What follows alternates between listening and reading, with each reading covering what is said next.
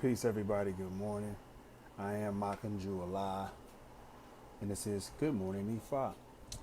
Um, I'm gonna have to start off a little different this time because my setup is a little different for right now. So have to ask you guys to bear with me a little bit because my setup is completely different.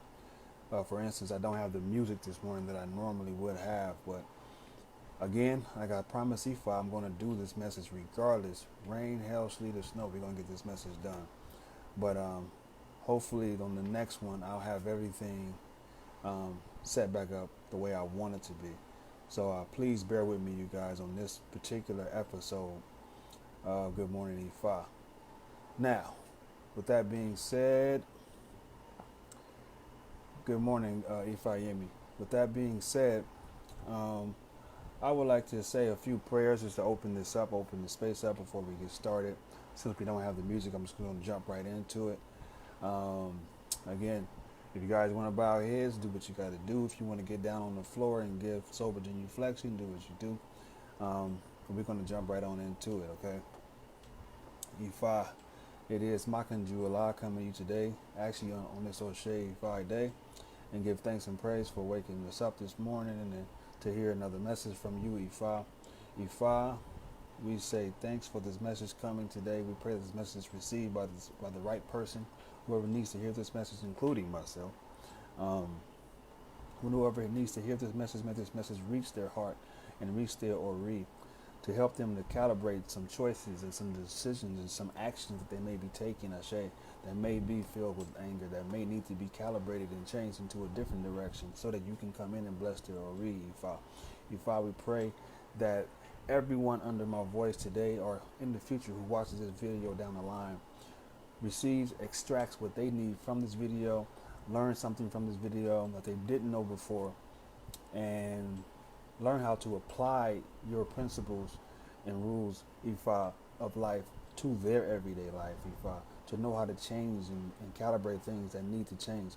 We all have some Yewos lurking, Ashe. We pray that the Yewos that are maybe lurking in someone's life that causes anger, we pray that that's removed and you replace that with all the array of life, all the array of Ayaku, all the array of Aj, all the array of Ayag, the spouse, Oko for the women, all the array of Omo, all the array of Ishekun for everyone out there watching, Ashe. Ifa, we give thanks and praise on this day. We pray that this message is received and that everything goes well under the circumstances. We give thanks and praise. I shizzle, I shizzle, I shizzle. I say thanks everybody for coming in and watching this episode of Good Morning Ifa. Again, I am Makanjuola, and I say I shizzle to all. I say I am Makanjuola and a capo of Ifa. Capo means I am a humble student of Ifa, which means I don't know it all. I am learning. I am trying to get a grasp on the vastness of Ifa, and Ifa is very vast. If you don't know yet, now you know. I have been trained and I'm still being trained under the tutelage of Chief Popola and my Baba Ifa here in Los Angeles area, Baba Ifa, Baba Amos, Ashe. They are responsible for my learning and my information. So again, I am just a messenger.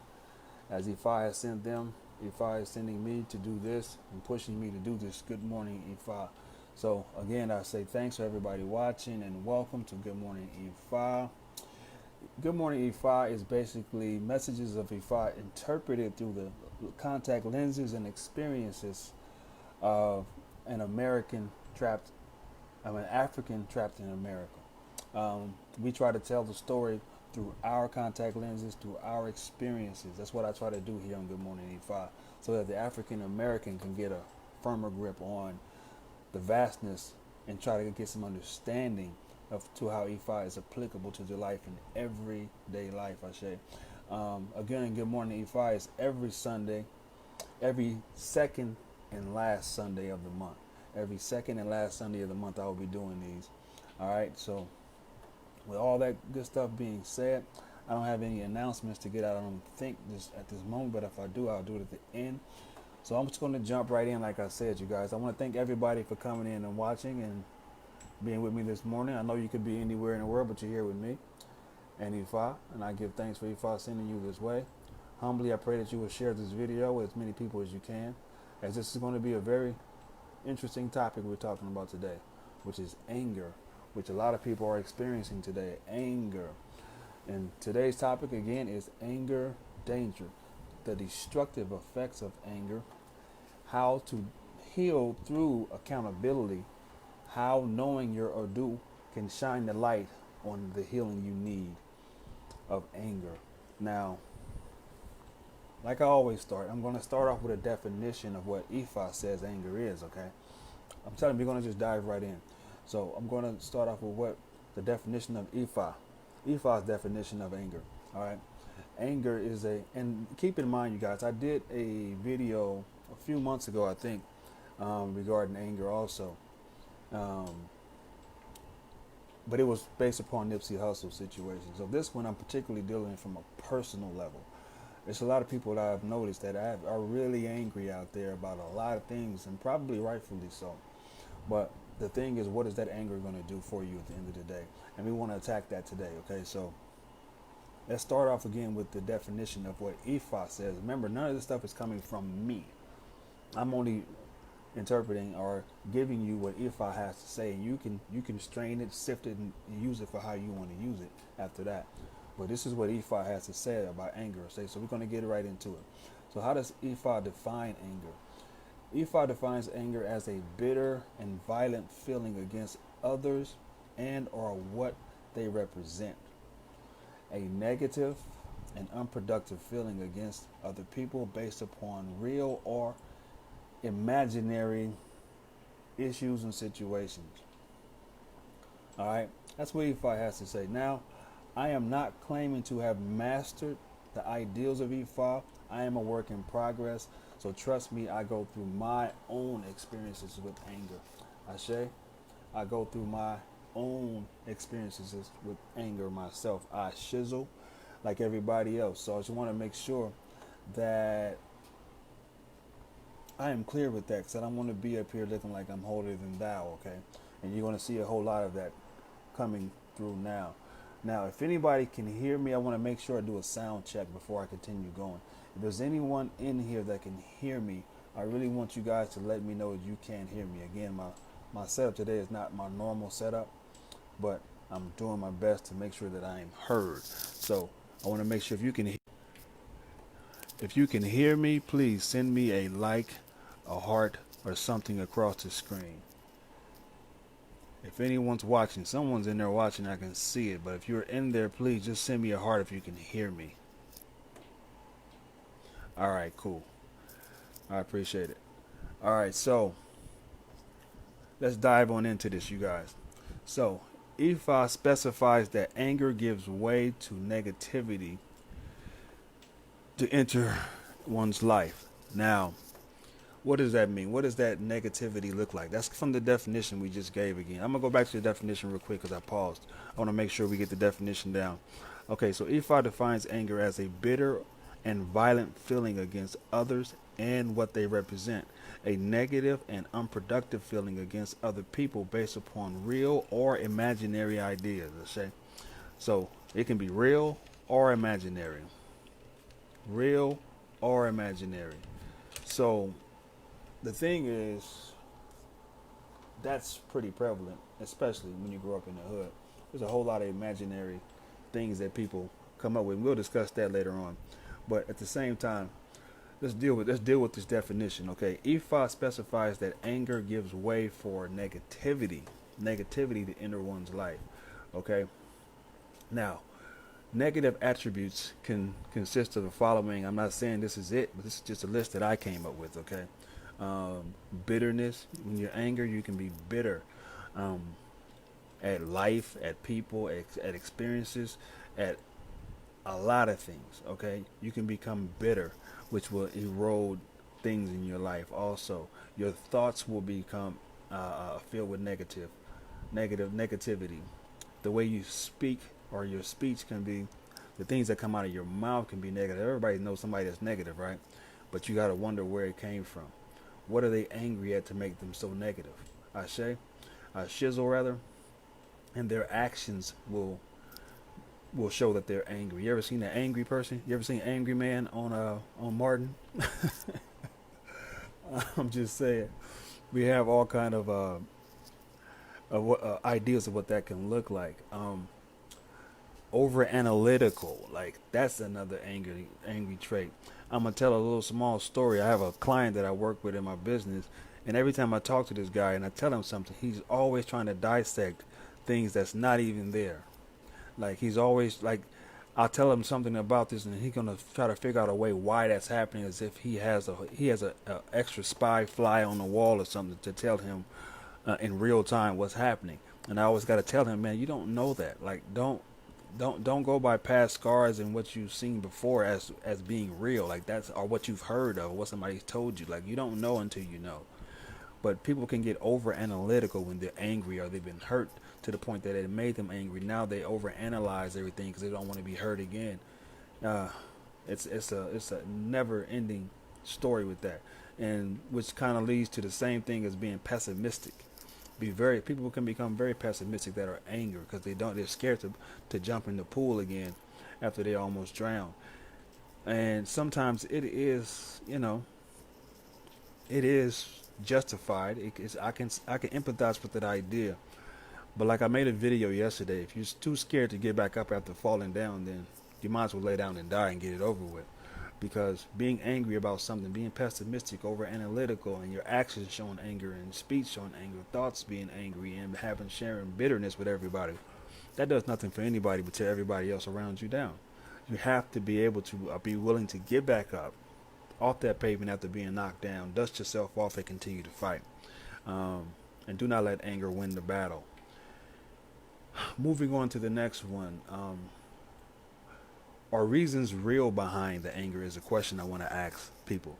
Is is the reason why you angry? Do you have reasons, real, true reasons behind it? And what does that look like? What could some of those look like that can make a person angry in their life?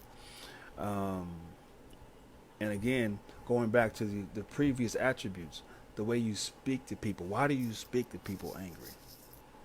Why do you come across in your speech as angry? Why does it seem like only you know this? Why do some people think angry? Why do you show bitterness? Why do your actions show anger? Like what did Cat Williams say? You mad at bacon? Like you mad at bacon? You mad at breakfast, bro? Like some people are really that angry. Like you talk to them all the time and you wonder why. Where did that come from?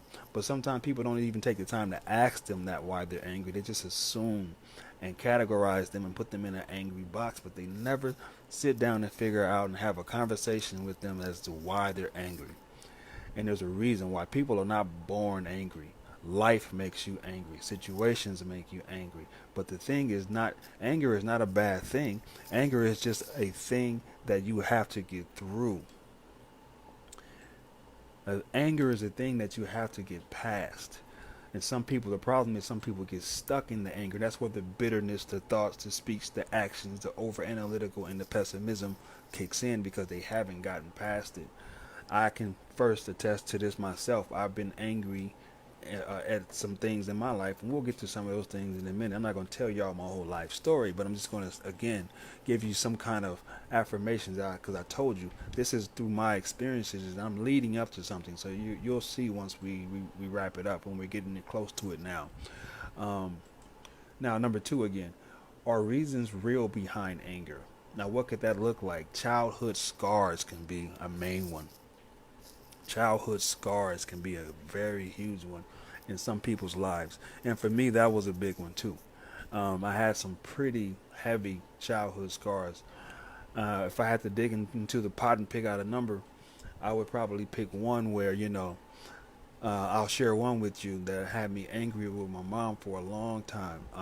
I played sports when I was in high school. I was a basketball player in high school, and I played for a very good basketball team here in Los Angeles. And in my high school year, we were like rock stars, man. We were like everywhere: Atlanta, Florida, Vegas, traveling, playing basketball, and we were like number one pretty much in the state for the entire year, and probably like maybe like five or six in the country. So we were pretty good when I was in high school. We won city and states. We lost my last championship game, but the thing was on my senior night that really kind of hurt my feelings with my mom is that on senior night is the night it's your last game of the season and your last game at home period as a high school player, and your senior on senior night they bring the parents out, and on that night my mother didn't show up. I had to give the flowers that I got that day to a young lady that I was seeing while I was in high school, and that kind of broke my heart. Got back home, my mother was sitting on the couch doing nothing. Yes, that kind of broke my heart and made me mad for a long time in anger, and I held some anger and resentment in her, and not just because of that one. That was just one of them, but I'm just giving you a scenario that I can speak on, and it kind of broke me down. So it's like that anger, was it justified? Was there a reason behind it? Yes, because every child wants their mother and their parents to be there for them. I had to stand there and look crazy in front of everybody. Um, it was a sold out house that night. It was jam packed in there. It was our last game at home. My mother didn't show up. So yes, I was very angry, and I held that scar for a long time against her. Um, and it came out in other ways, bitterness and speech and actions and stuff. And that anger began to erode other things around me. I'll get to those things later. Now, what's other reasons? Moving right on along. What's other reasons? Death in the family. Death can be, you can be mad at people that you feel left you.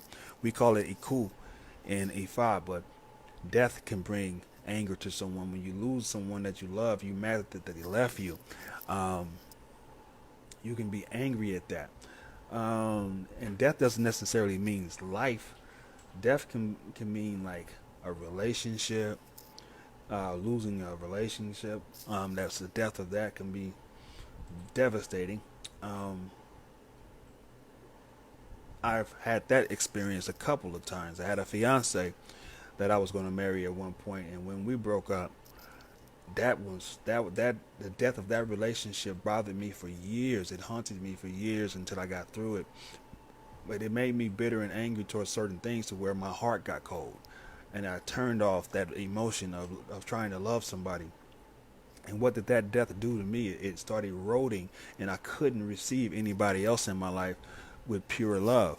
So that anger and that death of that relationship, it hindered me for a long time until I was able to open back up. It wasn't until a young lady told me that your heart is cold. I was like, really?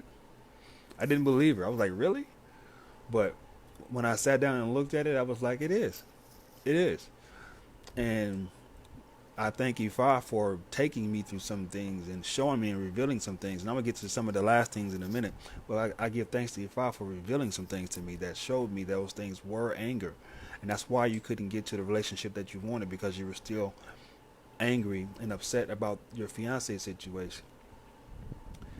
Other things, career disappointments. Career disappointment. Some people can be angry that they're not in a place that they want to be in, career wise, financially, all that good stuff. They could have lost a job. They could have been on a job for so long and the job fired them, and they're disappointed and they're upset and they're angry. And sometimes rightfully so. But is that anger going to help you to get back up and dust yourself off and find something better? It may be something better coming for you, but that anger is going to block you from seeing that.